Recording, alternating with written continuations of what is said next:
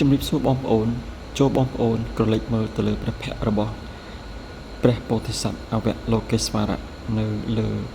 កំពូលប្រាសាទបាយ័នយើងសង្កេតឃើញថាព្រះភ័ក្ត្រទាំងអស់គឺសុទ្ធតែមានលក្ខណៈនិងសភាពខុសៗគ្នាដោយសារតែវីរក្សត្រនាសម័យនោះគឺព្រះបាទជ័យវរ្ម័នទី7មានជំនឿយ៉ាងមុតមមទៅលើពុទ្ធសាសនាមហាយានទើបព្រះអង្គបានសម្រេចចិត្តជ្រើសរើសយកព្រះពោធិសត្វអវលោកេស្វរៈ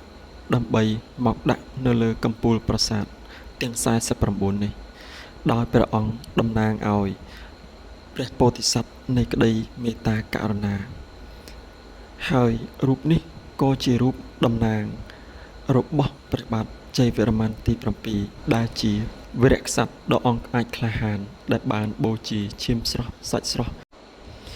និងបានរំដោះប្រទេសជាតិចេញពីការគ្រប់គ្រងរបស់ខ្មាំងសត្រូវនិងបានកសាងព្រមទាំងកែប្រែប្រទេសឲ្យក្លាយទៅជាចក្រភពដ៏អស្ចារ្យមួយនៅក្នុងតំបន់